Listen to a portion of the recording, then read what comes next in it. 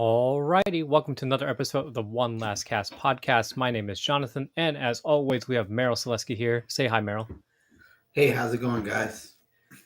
Hey, don't Well, we've boss me been, around. No, I'm just kidding. I'm you just know, kidding. I just noticed that I've been saying the same thing for like forever, and I think I may need to change it up a bit. But also, as a human being, I'm Yeah, scared of change, so maybe I won't. Uh, switch it up. You need to um, switch it up a little bit, Saying like, I'll, I'll, hey, I'll, say I'll, howdy, I'll right? think of something. Give it like a Texas Okay, twang to it. Say yeah, howdy, Meryl. And then I'll I'll wear a cowboy hat and howdy. We do a little arm twirl on that one. Anyways, I'll put I that might be a little. I'll put that into the idea hat for next time. All So right. Thank you. That's what's up. yeah, so we've been blessed now with fall weather. It's finally kind of cool outside, and I can go out and actually enjoy the weather and not be sweating my balls off at 7 a.m. So Yeah, that's um, a good feeling. it is. Uh, but that's all great. Fishing has been good. Um, and I think today's episode is just gonna kind of go into. You and I both took a guided trip with Brad Pennick on Yes. Sunday. That was great. We also, the last couple of weeks, the last couple of trips I've been on have been pretty good. And I kind of wanted to talk about that in kind of framing it as, and even with our trip with Brad, um, was is kind of all about when to move spots. I know that's a big thing. The whole saying you don't leave fish to find fish, except for when it works, I guess. So um, I definitely want to be talking about that. But before we do, give a shout out to our sponsors, Knock and Tail Lures. If you want a soft plastic that Merrill and I've been using forever, great soft plastic. Look up the Knock and Tail Lures. I believe right now they have their Black Friday sale, like 30% off. Go to knockandtaillures.com. You can find them there, and also 4A printing. If you're looking for custom merch, such as towels, shirts, or buffs or anything like that, hit up Aaron. He'll take care of you. We've been using him for a while, and he has good stuff. Also, Dirty South Kayak Anglers. If you're looking for a place to talk kayaking and fishing on the Texas coast, go to facebook.com and look up DSKA or Dirty South Kayak Anglers, and that's a group for you. Also, Brittany Solesky, Merrill's lovely wife. If you're looking for real estate here in Houston, whether commercial or residential, she can help you out. You can reach out to her at 281-740-0498 or Brittany Solesky at gmail.com. All right. So, yeah. So on Sunday, a couple days ago, we just took that guided trip. I'll be honest, it's my first guided trip in probably a year or so, more than actually in a couple years, really. Um, and number one, thanks again, Merrill, for the invite. It was a good time. Caught fish, learned a lot. Kind of just give your thoughts on it, and we'll go from there. Okay, so I'm gonna probably get a little background, right? So one of the things that I try to do is, and if you're a guide and you have a window open, like hit me up on my messenger. Like, so what I'm trying to do is learn as much as I can from the best that our bay has to offer. And I think Brad is one of those guys that is he has a lot to offer our bay system, and he knows how to stay on fish. So I try to pick these people's brains. Like I fished with Chad Pederick. I got one with Blackwell coming up next month. So all up and down our coast, as well as Florida's coast. So I'm trying to get Peter Deeks on board. And I'm not asking for no discount, because every time I get booked with them, they're like, "Hey, Merle, I can give you a family friend discount." Like, that's not what I'm booking you for. Like, charge me full price what you would charge anybody. And appreciate it, but I'm here to support your business, support the guide business, the fishing industry. So like offshore, inshore, if you're a guide, hit me up. Hey, Merle, I might have something open for you. Hey, book. We can book this day and we can go this day. Like, I'm totally down for it. So what I'm trying to do is pick their brains, learn from them, and then give it to you guys, like what I've learned from them. And so in essence, we're taking this trip together, and then everything that I've learned from all these different guides, try to regurgitate it to you guys, and then see if that helps out with your game of fishing, or how you would approach it different. Right? There might be something like, well, that's a good idea, but have you thought about trying this? Or maybe you have a better idea or something like that. So, but this is just what I want to do, what I like doing. So I guess that as a background is the reason, one of the reasons I booked this year. I booked a handful of guides, Captain Marquis Sharkey Marquez, Michael Marquez. Like, I booked him, Justin Simpson. The list goes on, right? And we caught fish with all those guides. So it was, different learning experience with all those guides. And I think I shared most of those with you. This time we have Brad Panic at our hands, and he took us fishing, and he showed us how he would attack or not attack, right? How he would fish during the situation that we had, because we had about Yep. 17-mile-an-hour wind, Yep. midday, right? Yep. And low, almost no tide movement. Yeah, That was no fun. tide movement. Yeah, no tide movement. High winds, um, and um, and how he like thought of positioning his boat for us all to fish. Right. There's a lot of stuff that they do that I guess Jonathan will probably go into, because he's actually the one that brought up this point when we were talking last time. But I had fun, man. It was just a fun trip for me, because like I had a lot of pressure from the outside world, just like weighing heavy on my shoulders, and going on a guided trip with a guide and just not worrying about those things, like where should I fish, like how do I calculate this, just going with somebody that already knows how to put us on fish and just catching fish was fun for me. um yeah, well, how about you, Jonathan? Yeah, and actually, we were talking before the show started, and I wanted to complete my thought. So it is very similar. So one of the things I really did enjoy about fishing with a guide, just in general with a guide, was I realized on that trip, because like again, I haven't fished with a guide in a very long time, but I realized on that trip that um, as a kayaker and as a fisherman, we're always going. We're never stopping. We're really never actually stopping. So when you think about you're going to go fish a spot, you have a game plan in your head. Your whole time on the water is executing that game plan. You're going out there, you're paddling, you're pedaling. You have to get to that spot. You get to your spot. You're now observing everything. You're always on. Your everything. Your eyes are on. Your ears are on. Your smell is on. Your nose and everything. You're always observing. Oh, there's a ripple right there. I heard something over to the right. There's I smell a slick somewhere. It's just constantly you're doing something in your pursuit of fish. Um, and obviously that's a lot of fun. That's why we do it. We go out there to catch fish, put all the puzzle pieces together. That's part of the fun. But at the same time, too, you're not, at least for me, I'm not going to speak for everybody. For me, I'm never really kind of stop and enjoy it. I do remember when I first started fishing, it was a lot of enjoying being on the water, watching the sunrise, and just kind of everything was new and exciting. And now it's a lot of like, yeah, I've kind of done these things before, but I don't remember the last time I actually just watched a sunset rise or the sunrise, because like the sun's rising. There's a red, a redfish over there. I need to go get it, or the birds are working. I need to go over there and chase after them. Um, and this time, with a guide, I'm just out there and I'm just enjoying being out there. It was just me, Merrill, Captain Brad, and we were just out there, and I just enjoyed. I could smell the air with no pressures, just go out there and fish. Yeah, and like as Merrill said to me earlier, if we caught fish, we caught fish. If we didn't, whatever. Um, and so that part was enjoyable to me, and it kind of opened my eyes again to the reason why we're out there and to enjoy it more while we're out there. Um, but yeah, mentioning what Merrill said about kind of the positioning, it was very interesting for me for as a in this case I was a customer, um, how obviously in a kayak, it's kayak, unless you have a tandem, you're always adjusting for yourself. It's all about you. So your kayak is moving based upon how you want to move it and your experience on it. Obviously, a boat is a much bigger vessel. it's much more difficult to maneuver.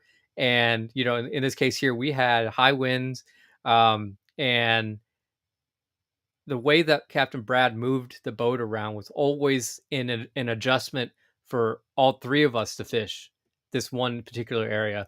We were fishing some structures, some docks, bulkheads, and stuff like that, and we were, just we figured out really quickly that the fish were on that drop off near the docks. So he positioned ourselves so that all three of us could work that, and that's how we got most of our fish doing that. Um, and I know for me, I have very limited experience on a boat, but that was kind of something like, a touch that I realized that, oh, it's a customer service thing. That obviously he wants everybody to do well. Obviously, everyone wants everybody to fish and have the opportunity to catch fish. And it was just an interesting thing that I just observed. So, uh, yeah. And how about yourself? I know you were talking mainly about from the fishing standpoint and the conditions. What did you notice while we were out there? You kept hogging the bow of the boat. I was trying to get up there, and you just like kept moving me around. Like I guess I'll cast at the back end of the boat. So I had to go to the back end of the boat. No, I'm just teasing. He's not. He didn't do that, guys. I'm just teasing. No, not yet. Exactly what you said. We all found our spots on the boat, and we worked what we could. And I'm gonna be honest. I wasn't really even thinking. Like I was just out there, just casting, working the lure, just like I don't know. Just to me, it just felt like just effortlessly when I was out there fishing. Just we were catching fish, everything was going smooth. We could have gone anywhere on that base system, and I would have just been the same way, just out there doing the motions and just doing what I love, just being out there on the water. My favorite part, believe it or not, is when we actually got out in the water um, and fished. Like that for me, just being on the water and watching mullet blow up, and still didn't catch anything over there. But I went over there to check it through a couple times. I was throwing what is it? A salt and pepper? What's the name of that? Salt and pepper? It's like I forgot the name of it. It's not salt and pepper. It's like the glass clear, the glass something. It's a clear with like silver flake in it, so it's not And exactly black. salt and pepper. It has black flake in it too. Oh, it does. Okay, yeah, Yeah, it has black. So that's why I say salt and pepper clear, yeah. and it has the rat. The what is it? The The knocking rattle on tails. the Yeah, back, knock your yeah. tail on the back. Man, I like that lure, dude. Like, I really like that one. I didn't switch much, right? I just kept that one on, got chewed up, got another one on. I think I threw it down south for a little bit. Maybe got a hit on that, but went back to that salt and pepper. Just didn't change the lure much. Just like I said, I was just out there, just easing my mind, doing what I love, and I think I've done it so long that it just feels like zero thought energy was into it. It's just everything's natural. Everything just comes natural. And yeah, it was a good time, man. Yeah. I remember one of the parts was like I hooked a fish, right? And I was like, Jonathan, this time, because we only had two nets, right? Because we brought our wading gear, but we didn't bring no nets. I was like, oh, it's been a while, but so I gave not Jonathan the net, and then so when I hooked this fish and he's all trying to splash, and then when I saw where the hook was, I was like, he ain't going nowhere. So I sat there trying to muscle him. Finally got him. We got walked over to Jonathan, threw him in the net, went back out there for a little bit. But I don't know. I Actually, was just I do want to mention that we did throw Brad a curveball because uh, Merrill, your son was supposed to come. He ended up not coming. yes, We were gonna go like throw shrimp or somewhere, and at the yes, last minute we told him, hey, Merrill's son's not coming. We're gonna let's go wait or throw lures somewhere, and he's like, oh, yeah. okay. Let's throw artificials today, right? So it's like, he was game. He was like, yeah, let's do it, man. He tucked up, he grabbed all his rods, threw it in the truck, and then we had our gear already ready to go. We had our own gear, and yeah, that was Yes. changing game plans last minute too. Yeah. So if you're interested looking for a trip here in Galveston, sure hit up Captain Brad Panic or um, hit up Merrill and he'll put you on one of the other guides that he took that he's been out on. He can give you recommendations. Yeah, Um, yep. So, yeah, so just kind of switching gears now to kind of our core, what we're talking about today, and we kind of brushed up on it a little bit. One of the biggest things on the water is when to move. Like I said before, when we started the show, the one of the sayings you always hear is, don't leave fish to find fish. Um, every single tournament angler will probably tell you they've done it. Um, and and uh, it's an interesting thing because another saying that we always hear is the grass isn't always greener on the other side. But of course, sometimes it is, and sometimes it's not. Um, the idea of when to move kind of came from my last trip out when I was out there, probably a couple weeks ago. Yeah, so not last weekend, but the weekend before that. I was out there, and it was just like one of those banner textbook fall days where you were, every single location that should hold a fish had a fish on it. It was like you had rocks, structure around over there. There was fish. You had these guts. There was a fish there. You had a point coming out. There was fish there. You had these reefs. You just open reef. You caught fish over there. You have this grass line with a little outflow coming out from a discharge pipe. There was a fish there. It was just everywhere was fishy, and I caught fish. Um, but one of the things that for whenever I was out, I actually went out there to catch flounder. I really wanted to catch flounder, even though I know you can't keep them right now because the season's closed. But I really wanted to go out there and catch flounder, and I ended up catching more trout than I did catch flounder. But whenever I was like, I need to kind of, I caught a bunch of trout, and I'm like, I'm trying to catch flounder, so I started slowing everything down, and I started catching a lot of small ones, and I thought, man, I want to catch. I know this area that I'm in. There's usually like a 5, 6, maybe a 7 pounder here, and I really want to catch one of those. And I was just kind of moving around, didn't find one. But as I moved around, I started figuring out, oh, like these areas where they kind of juts out into deeper water because they weren't really shallow yet where I was, where where it's a little bit deeper. Oh, I'm catching bigger flounder around it. So I started pinpointing, okay, there's deeper water right here. I know like a mile down, there's another point that kind of juts out and it's about 6 foot of water. So I head over there and then I started catching, 18, 19-inch flounders, these bigger flounder. And that's when I started targeting all these things. So what I'm trying to say is moving is definitely a encouraged. I would even say encouraged, but also it's not always the same thing. So what about you, Merrill? What is it whenever you always what is it about moving that you like or you don't like? So I've been in a situation where we've moved to catch better quality fish, um, or more fish, right? Maybe we're catching what I call bus stop fishing, quality fish, but it'll be one here, fish for 30, 45 minutes an hour, then catch another fish over here. Um, so I've been in a situation where it's paid off, and I've been in a situation where like we're catching mid fish, but we're not catching like higher quality fish. And we left that spot, and it wasn't a good decision. So I've been in both situations. So what I've learned is to don't stress about it. Don't beat yourself up about it. Actually, we did that with Brad, right? We were Yeah, catching a whole bunch of fish in one spot, and we're like, let's go catch better quality fish somewhere else. So we booked it somewhere else, and we're like, let's go back to the spot where we're catching a whole bunch of fish. And we went yeah. there and we caught more fish, right? So so in that case, it was we left, came back, right? Um, so is there I a one point where it's like, hey, when should you leave? It's really, are you willing to take that risk for it, what you're trying to accomplish, right?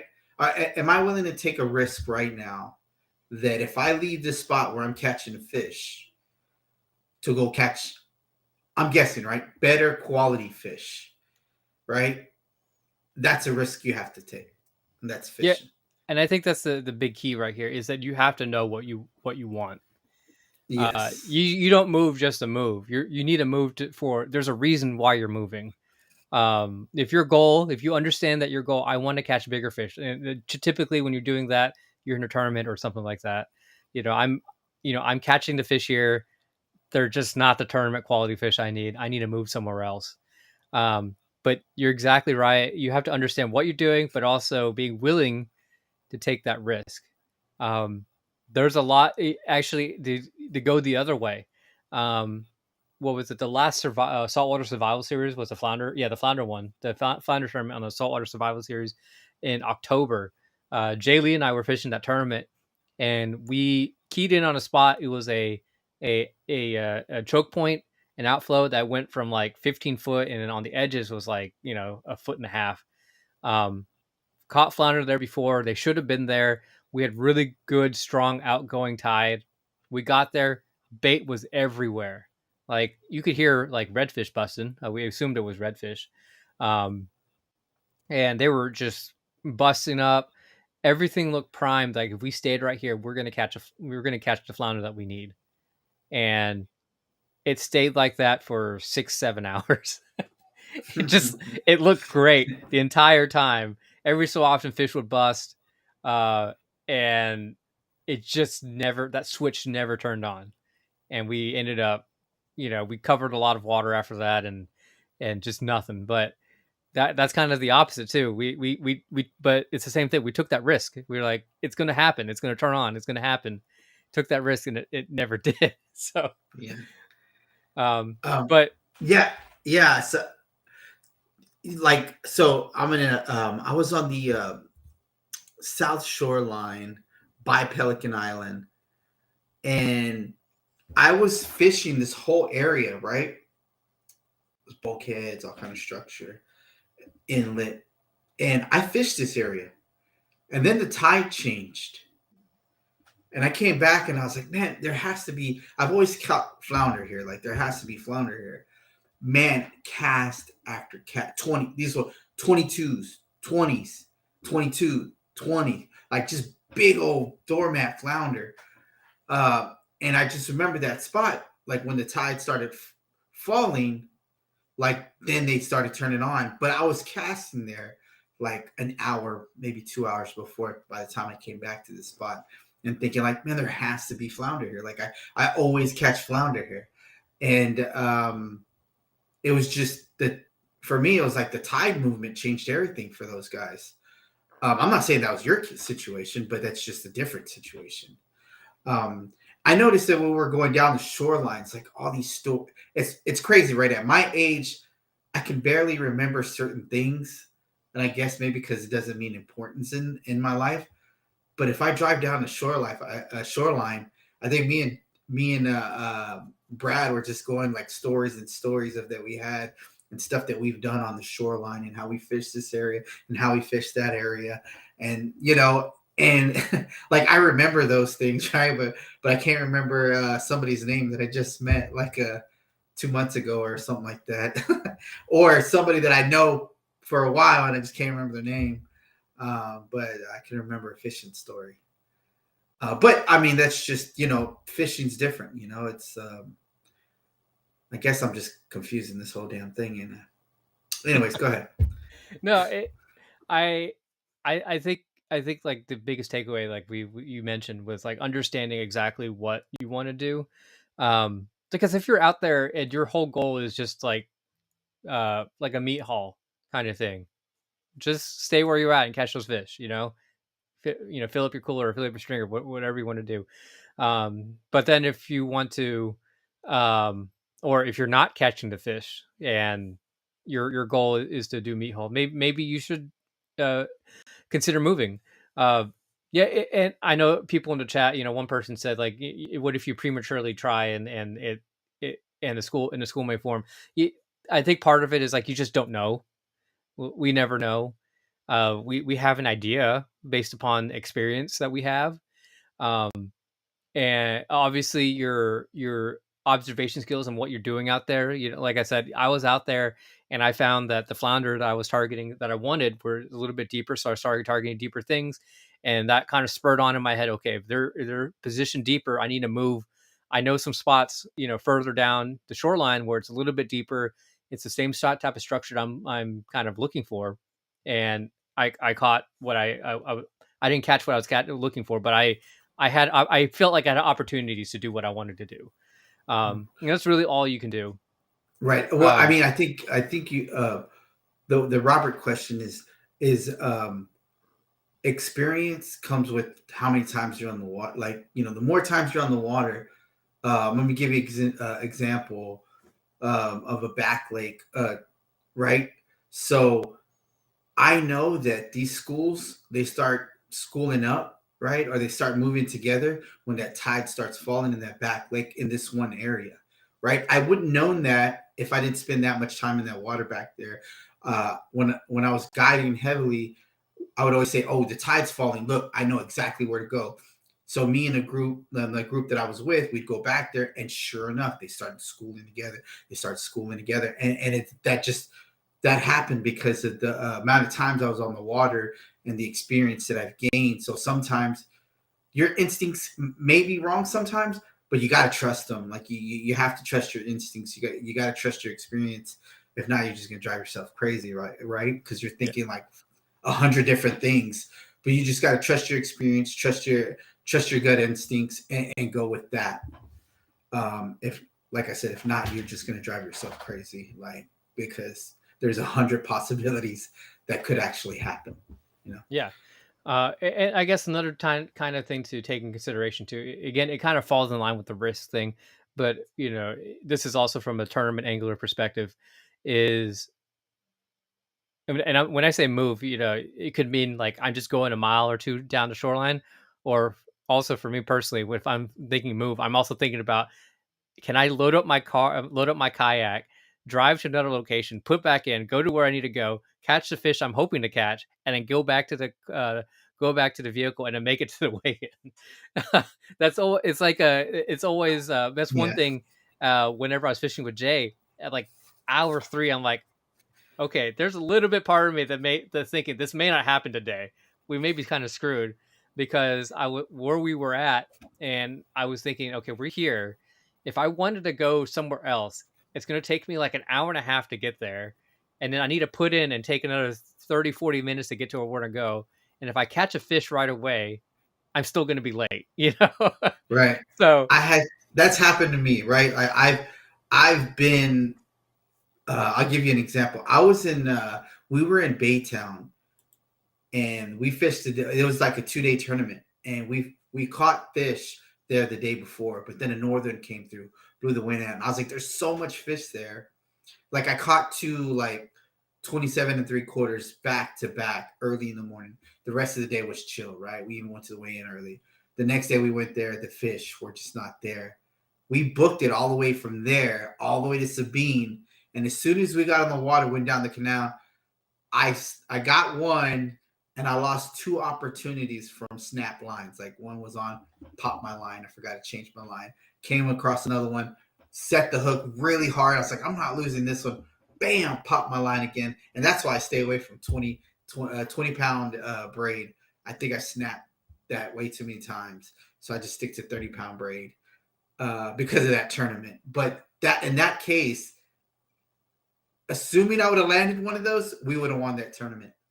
But it would have paid off for sure. Like that's one instance where it would have paid off. Um, how would that has that happened to you, Jonathan? Like yeah, yeah. where Well, you no, changed it, like, and it was just like, I'm glad I did that. Or was it the other way, or did you have both? What were those experiences like? No, it was I had one where I got the side pots from that. Is because I was fishing that flounder tournament a few years ago, and I didn't I caught two flounder, but they were like 15 and 16. They're like little potato chips basically. And that water's rushing out, and I'm like, there's no the flounder aren't going to be here. I need a little more water where I was at. Um, and I ended up catching over in that same spot. I caught a really big trout, and so I was like, okay, I'm pretty sure I'm good for the trout category. It was like 6 pounds or something like that. Um, and if I catch a redfish, I have a shot for the slam. So, um, by the time I thought about all this, it was like 9 o'clock, and I'm like, I'm booking it. P- Went back to the ramp, put the kayak in the truck, drove over to my next spot, put in, paddled out for about an hour to where I wanted to go. got there. It was real funny because there was a John boat there, and he was leaving. And I'm like, "Hey, and you catch anything?" It's like, "Ah, it sucks." Okay, well, I'm already here, so I'm just gonna fish it. I can't really go anywhere else now because I it'd be a waste of time then. And got out there, literally went probably 100 yards past him, got like an 8.5 pound redfish. Um, and I'm like, yeah, this is great. I fished there for like another hour. I caught a couple other redfish, but that was the biggest one. Went back, got to the weigh-in on time, and I got the slam. I got the trout side pot. I would have won the redfish if I signed up for it. Which, by the way, you sign up for all the side pots. So I would have basically cleaned shop on side pots. But I didn't sign up for that redfish one. But yeah, it worked out. It definitely worked out, and I think because because that worked out from that tournament on, I've always like you said, trust your gut. Um, Sometimes when I'm out there, it's just like, oh, my gut's telling me I need to move now. I'm gonna move. Whether that's the right decision or not, I just go ahead and do it because it's worked for me before. And I know afterwards, looking at the situation, I'm like, I probably shouldn't have moved. I'm being a little bit too hasty, and it's definitely has impacted me in a way that makes me like I have a quick trigger where I'm just like, it's not working out right now. I need to move. I need to move. And whenever I should show a little more patience, trust, like I'm here for a reason. I went to this location. They should be here. But then also, like I said, the last trip, like I trusted that feeling too much, and it didn't pay off either. So, um, yeah. That So happens. That happens. yeah, But yeah, I have that trigger too. Like I'll get to a spot and I'm like, nah, no bait, wind's high, water's terrible. It sucks here. I will get up and just leave because I've been in that situations where like sat there and I grinded it out for one fish. You know what I mean? Like you sit there and you just work and grind it out, grind it out, grind it out, and you know you're not seeing bait. You know the water's terrible. You got high winds, and you're out there just getting beat up, and it's just like you're like, I was here, X amount of days, and they were here. They have to be here, and it's just I won't put myself through that again. If I feel like if that hits me, like, nope, I ain't feeling it. I'm jumping in the truck. We're going somewhere else. yeah. That's just I do that, but I've also um, had it happen where I woke up early because there's an area I like to go to. If the water's dirty, I won't fish it. Um, but the problem is that it's from like, my ew, house. salt water. No, I'm just Yeah. kidding. Fresh water uh, for me. no, for some reason, whenever I go, the fish, the salinity is always high there. For whatever reason, if the water's dirty, I just can't catch fish there, and that's it's a me thing. I know other people fish over there and they catch fish, um, but I didn't know because we've had rain, previously in the week, and I was like, I don't know how that's gonna. I don't have enough experience to know, is it going to be cleaned up by the end of the week, or is it going to be dirty? But if it's clean, I know I'm going to do real well, and I want to be there, especially where I wanted to go. So I woke up early for a tournament, and like first cast, it's like 6 o'clock or whatever it was, and I woke up at 2, drove the hour and a half over there, and got there, and just I got there super early so I can look at the water, and I looked at the water, and it was crap brown, and I'm like, okay, I'm not gonna fish here. And I literally just got up, and I already had in my head, like, if it looks bad, I already know where I'm gonna go. Drove all the way back. Uh, basically I went from like Freeport all the way down to like Baytown or something like that. Just drove all the way down there, and got to where I wanted to go. And I ended up having an okay tournament. I think I placed, um, but yeah, it was just part of it too is the experience and also understanding like this is my game plan. Like I said, if it looks bad, I'm just gonna go. I'm not even going to attempt to get in the water because I don't want to waste my time. Um, but also I know people who fished during that tournament too. They were already there, or they weren't already there, but they ended up over there and they did well. And so it was just me. So Yeah. um, Oh wow. yeah, Well, so Robert, you heard that, right? He said that he left Freeport and had fish. yeah, So, you know, no, Robert, a lot of, I'm probably going to get bashed for this, but a lot of tournament people fish Freeport. So you wouldn't have to make the drive to Matagorda is fun too, though. I get that though, because I always have fun every time I go to Matagorda. Because it's got so many like mouths that come out to the bay, and there's a couple guts, couple reefs you can fish out there. Yeah, I get it. Matagorda's fun. Yeah, Either uh, way, you can't go wrong.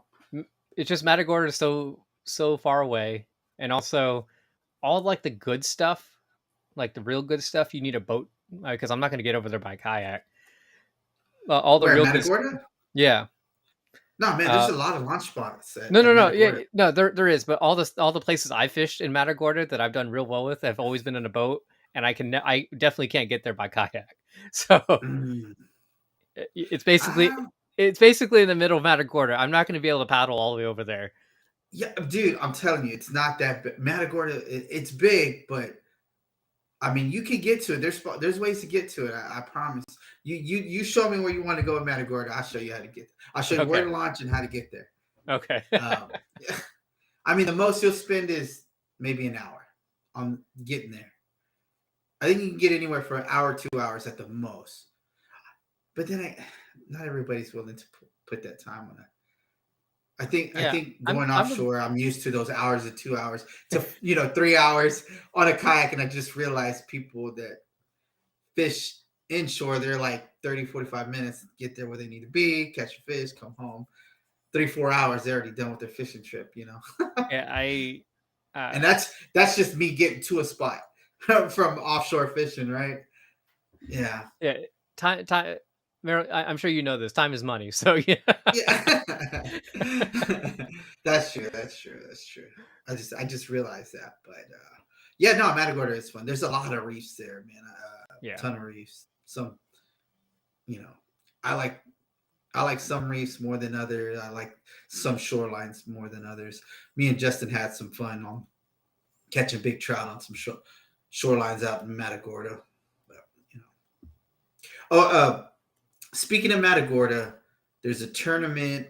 Are you gonna fish that one? The Full House No. one? Uh, No.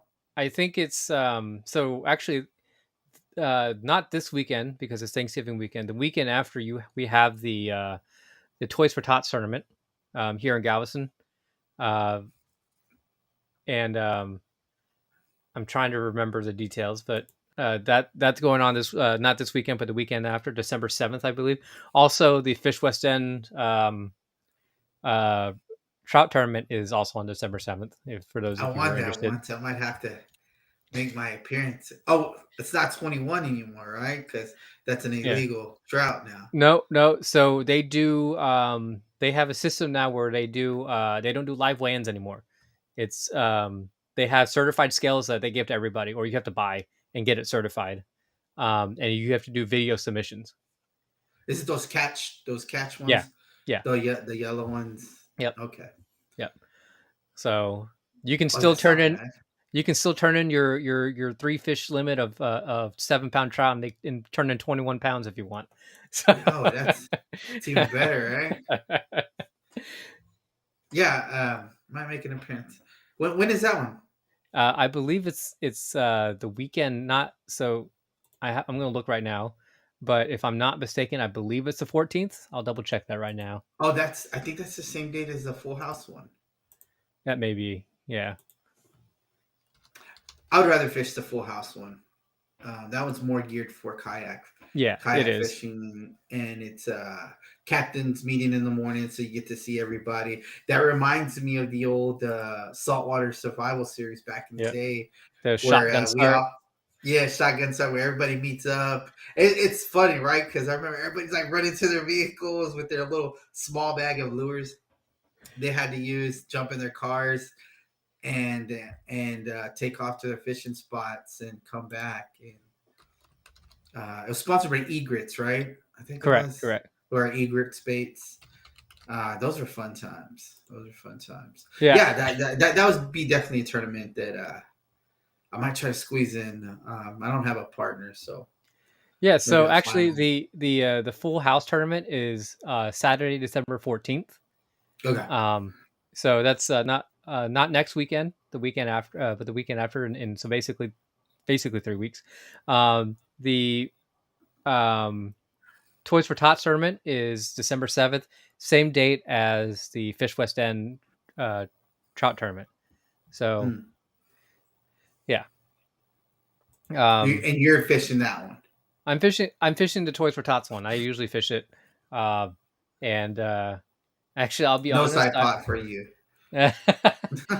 I'll be honest. I'll because it's open to it's open for kayakers and also for both artificial and live bait. I may go with the live bait route this time just for the heck of it. Um, Really? yeah, there's a couple areas that I've been looking at that for some reason I can't catch them in artificial there. Um, but there are some nice fish in there with live bait. And I may Hmm. just go ahead and just do that. Uh, and I'm just like, part of me right now is like, I just want to have some fun and kind of sit around and not do anything. So, Um, so I struggle with live bait, right? To get in the whole bait bucket, then you got to hook the damn fish, and it's like shrimp or it's a mullet. It's like you're gonna lose like two or three of them before you hook one, right? And you gotta, I don't know. I, yeah, I haven't been having luck with live you bait. gotta you gotta show them who's boss. Like, hey, get on the hook, and just get it.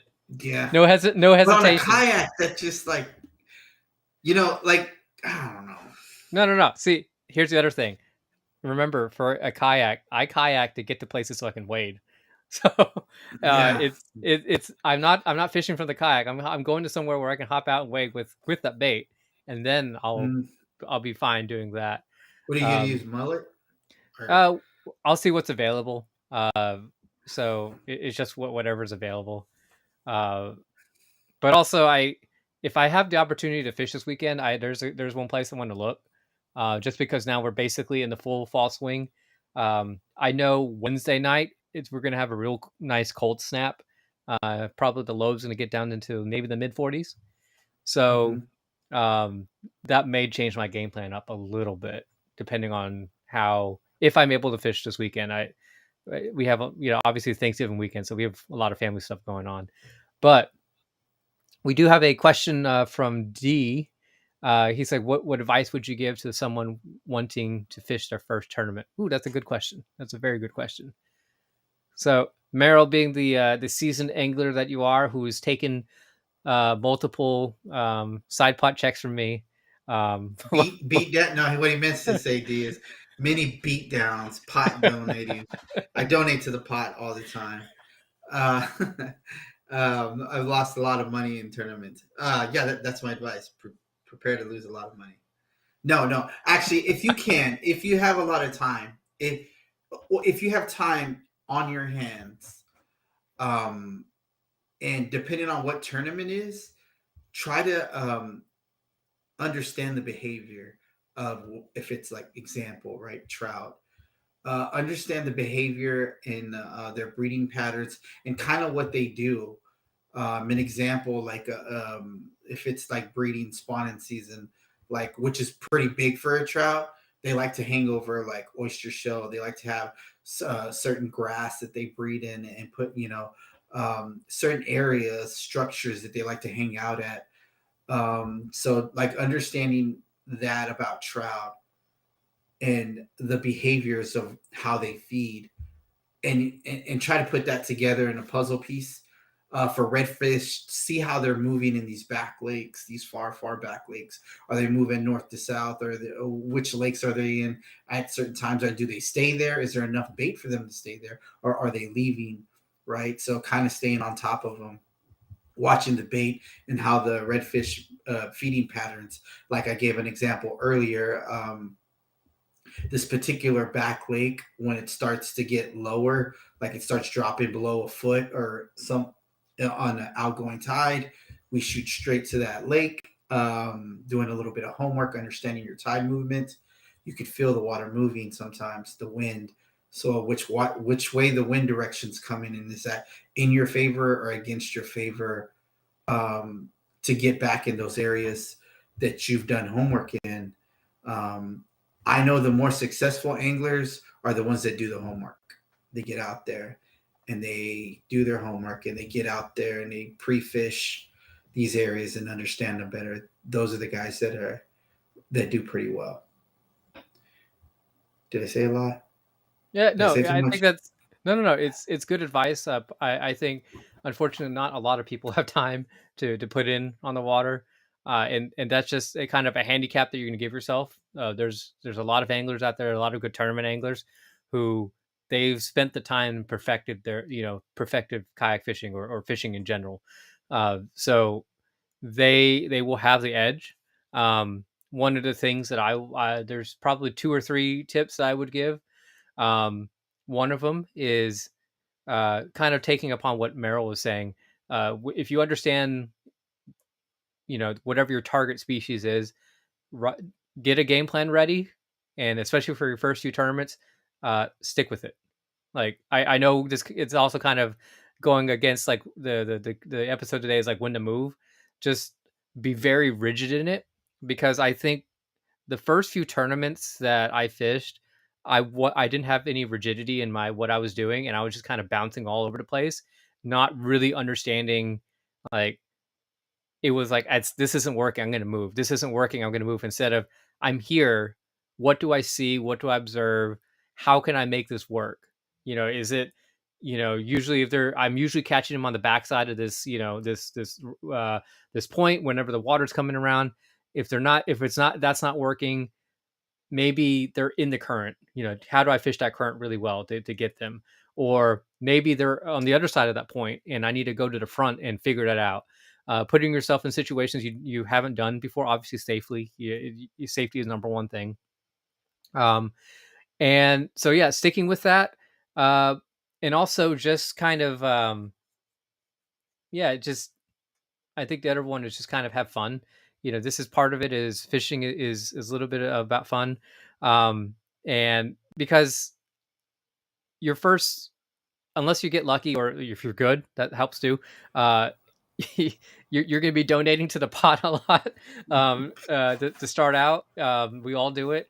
And if you don't find the fun in the competition, and whenever you're out there, you're going to stop doing, um you're just going to stop doing tournaments, and that's the end of it. So just kind of go out there, have the mentality that I'm going to stick with the game plan, I'm going to have fun, and go with that. And eventually, I think, once you get a bunch of these tournaments off your belt, on your belt, and you like, okay, I know I can sit here all day and do what I need to do, because that's what I plan. That's really the big thing. And then once you kind of have that feeling, then you can start. I'm going to, this isn't working. Let me go over here and try something else, or let me pack up and do something else. You have that uh, flexibility. But I think the knowledge of, like, I know I can sit in one location because I know the fish are going to be there, or I think the fish are going to be there, and and do all that. I think that's very important. And my last tip is, and this is one that I do, and it's probably not good for me from a tournament perspective, but I pick areas where I can basically catch everything. I have areas, my tournament spots that I go to are typically like, I can catch trout, I can catch redfish, I can catch flounder. That helps me because if the trout's not working for whatever reason, I can go for the redfish and flounder side pots. If the flounder's not working, I can, get the trout and flounder, or I can get the slam, because typically slams are a little bit more difficult for people, especially with redfish tournaments. A lot of these redfish guys, they all go in and all they're catching are these big bruiser redfish. You're looking at like 16-pound stringers, which for me, where I these areas where I'm fishing, you can find 8-pound redfish, they're just not common. But in my, you're gonna bring in like a 12-pound stringer with 2 6-pound redfish. But I can also catch that 4-pound trout and that 4-pound flounder with that 6-pound redfish, and now you have um, a 14-pound Slam. slam Okay. stringer, and that puts you in a running for that money. So that's kind of my game plan. It's not a good recipe for success if you want to get the main pot, because like again, all these redfish guys, these trout guys, the flounder guys, they're very very honed in and specialized on what they're on those species. And typically the areas that they're fishing are like, they're not going to have all three competing with each other. So that's just Yeah, my my my, my I'll thought. be honest. I don't think we could talk about how to. There's more because like there's a lot to it. You know, Yeah. like it'd probably need to be like a whole episode if we don't have one already about tournament fishing. D, but have fun. Like just have fun. You'll meet the coolest people. Listen to what they're saying. Go to the weigh-ins. Always go to the weigh-ins, no matter what. With what you got, you could have no fish. Just go to the weigh-ins, and 9 out of 10 times, these fishermen they want to tell their story, right? We all want to tell their story, what happened on the water, and just listen to what they did, and maybe that'll help better your game. Like, yeah, I did if you're freshwater fishing, right? Man, I did really good with the flute, you know what I mean, or I did really good with a crankbait, and I was catching them by the sea, by the trees, or or I was catching, I was doing a drop shot over there in the lily pads where there was openings and whatever, right? Um, but just listen to what they're doing, and maybe it'll help you out too. I kind of when I first started in fishing in tournaments, this is what I did, and I don't think it's good advice, but it helped me. But what I did is I fished along these tournaments, and I always thought to myself, this is when Rollover Pass was open, so it was a special place. I was like, I can beat those. I could beat those fish. Like I can beat those fish that people are doing in tournaments.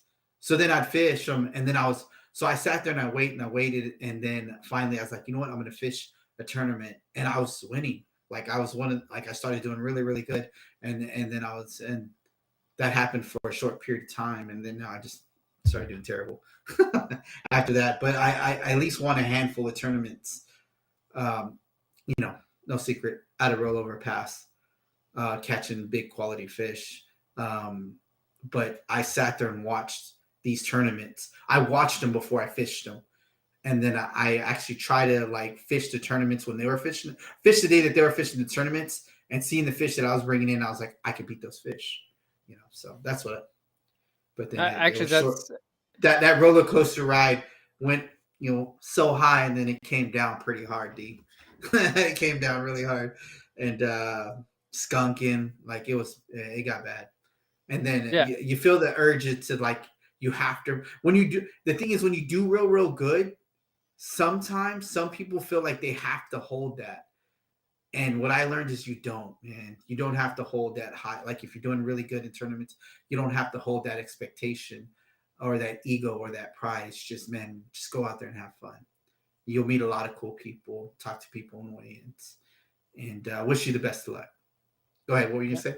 I was gonna say, I think actually that's a perfectly valid strategy. Um, for me personally, if I don't feel like I have an opportunity to win, I won't enter the tournament. Um, like for example, the trout, the Fish West End Trout Series, I probably won't enter that tournament, even though I love catching trout. I just can't compete with those anglers. They're bringing in like with the 3 fish limit, uh, probably average at least 12 pounds. Like They're not and bringing in big fish, Jonathan. They're not bringing in huge fish. I mean, sometimes it's good, but then no, I understand. I have to be for me personally. I would have to be like on the fish for me to be there or at least enter. But I fish whenever I can.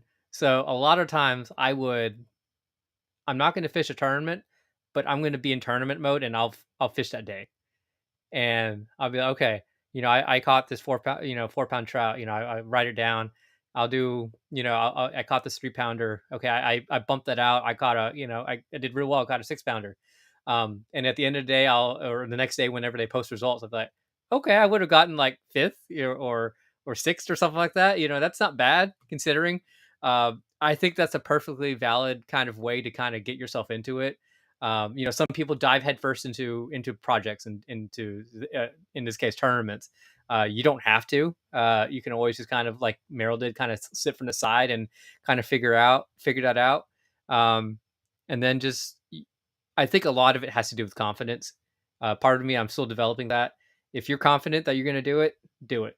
If you need to build up your confidence and then do it. So that's another piece of advice. So Yeah, But you could go a lot of ways with that, right? It's like yeah, I don't know if we can squeeze that in an episode, but no, we can't. try to do the best that we can to Yeah, jam pack it in there for you. yeah. But And uh, again, to there, there, reiterate, there was a time where me and Jonathan, every tournament we fished was right outside the money. So if it was yeah, third, we got fourth. If it was fifth, we got sixth. Like we just every time was just right out the money. We had a good run of donating to those pots. yeah.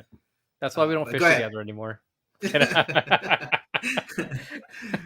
um, We'd probably do better. I think we'd do better now. We got a yeah. little bit of more experience in our belt. Either that or Merrill just takes my money because he would knock me out of first place for a trout side pot with his Uh, with this like half 5 ounce more trout or I'll whatever. never I'll never forget the look on Chuck Way's face when I came in and he saw that shot. He said he threw his drink down like man, or he did something. He was like, "Man, get out of here with that!" And I come in and bring in this trout and just throwing it up there.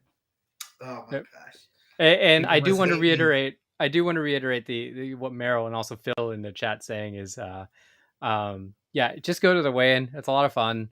Just well, I should say, go to the weigh-in and make it a point to talk to people. Just don't just go to the weigh-in. Go to the weigh-in and talk to people, because you hear great stories. You know, you meet great people. I've met a lot of people where I end up like the next weekend, like we go kayaking and fishing, and it's just like it's a good learning experience because you're going with new people. um you obviously you probably have, most people have, like a certain circle of fishermen friends that they go out with or they go fishing with. um that becomes kind of stale because you know how the other person fishes, they know how you fish. You kind of attack certain areas that you're fishing, both of the two people the same ways that you typically do. You're not learning really anything new. But when you go with new people and you find new people at these tournaments and you go fishing with them, um, you find that their experience is much different than yours. So whenever you go fish the same spot that you do, or you go fish their spot, uh, they'll do something completely different than what you're used to, and that's a learning experience, and that's what's fun. Um, and yeah, Ben Maldonado, another great tournament angler. He's saying that weigh-ins are the best part. It's always cool to catch up with everyone. Yeah, you just hear the great stories, and also tournaments typically produce really good stories too. So, usually tournaments are the day before you're going to have you know 0 wind, blue clear skies, and then tournament day it's 30-mile-an-hour winds and blowing from the northeast, with a little bit rain mixed in, and you're still having that tournament. So And a hurricane and tornado are gonna collide. yeah, exactly. And you're gonna go into the weigh-in, and sometimes that actually this happened this past winter with Jay and I. We had that cold front come through. We had a game plan we set out to. We caught fish, and we're like, man, I'm not gonna catch anything. Or we're not gonna do well because I know there's some heavy hitters here. We went to the weigh-in. We're like, we came in like 2 hours early. Let's go grab lunch. Got the lunch, and then we're like, oh, we ate we took too long to eat, and we came back. We were like in the middle of like the award ceremony. It turns out we won, so we didn't even They're know. like what? All full bellied. Yeah. What? Oh yeah, and somebody came up to us like, "Congratulations, you guys won." And I'm like, "What? What do you mean?" And they're like, "Oh yeah, you're the guys, only two guys. You're the only guys who turned in two fish, and everybody else turned in one." So yeah, yeah, you just have these crazy stories, and it's all good, and it's a lot of fun. So yeah, I definitely encourage you to go ahead and you know get out there and enter your first tournament. Well, I know we've kind of run up on time here. We could definitely do another whole episode. We talked to, I think we've talked to two anglers. Maybe it was Ben. Yeah, I know we talked to a couple people about tournaments. So if you're it, go look at some of our episodes. Maybe we'll do another one, just kind of figuring out, um, what we've done and what we could do better. Um, So yeah, if you want to look up those, just search up One Last Cast podcast on all your favorite podcasting platforms. Also, check out our Facebook page at facebook.com/One Last Cast podcast. You can see our updates on there, as well as any pictures of our recent trips and also upcoming episodes. Also, if you're looking for kind of written content and all of our episodes as well, you can look at our website, onelastcastpodcast.com. And kind of giving another shout out to our sponsors, Knockatown Lures, our main soft plastic. If you want a paddle tail that has a built-in rattle, go out and look at Knockatown Lures. You can find them at knockingtaillures.com. They should have the Black Friday special going to the end of Black Friday, so be sure to check them out. Also, Dirty South Kayak Anglers. If you're looking for a Facebook group, talk kayaking and fishing up and down the Texas coast, look up DSK or Dirty South Kayak Anglers on Facebook. For a printing, if you're looking for towels or merch or buffs or anything like that, look up for printing. Aaron will help you out and get you what you need. So hit him up. Also, if you're looking for real estate here in Houston, whether commercial or residential, look up Brittany Solesky. You can reach her at 281-740-0498 or brittanysolesky@gmail.com. Merrill, I always put this on you. Let's see if you're prepared this time. You have any last words of wisdom before we leave? I actually do. Before I wrote it down right here. I knew you were gonna ask. No, it's gonna. No, I didn't. Oh no, I thought you had it. No, man. No, nothing exciting other than y'all go out there and have fun. And it's starting to get cold, so make sure don't be afraid to get out on the water because it's cold. These are the best times to get out on the water, so just wear the proper clothing, and you'll have a good time. Yeah, we talked about we actually tend to go out more, right, when it gets colder. Oh yeah. Yeah. Just the colder the better. So all right, guys. You guys have a good one. Tight lines, and we'll see you next time. Have a good one.